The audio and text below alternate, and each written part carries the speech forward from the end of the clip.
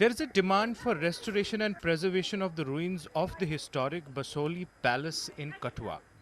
Famous for its unique art and culture, Basohli is the oldest administrative division of Kathua. The Pal dynasty ruled here for more than 1,000 years. बहुत अच्छा है सब कुछ, लेकिन कुछ repair होना चाहिए। जैसे कि अटल सेतु, तो वहाँ काफ़ी सारे लोग देखने आते हैं, तो वो मतलब फ़ेमस है, आप सबको पता है। तो वैसे ही यहाँ भी लोग आएँ, कुछ रिपेयर हो और यहाँ लोग आएँ, देखें, बसोली के बारे में जानें। इससे और जान सकते हैं कि हमारे राजा थे या कुछ भी पीछे मतलब हिस्ट्री के बारे में जान सकते हैं।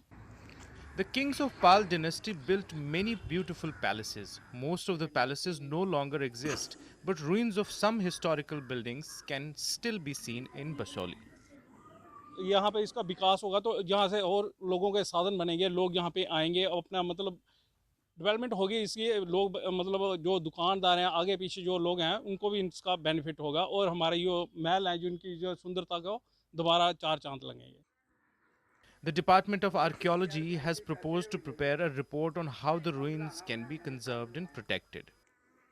जम्मू स्टेट से भी पहले अगर हम हिस्ट्री देखें तो बसोली स्टेट थी, जो पॉल खान डायनेस्टी यहाँ पर थी, जो कुल्लू के जो राजा थे उनके वंशज थे ये।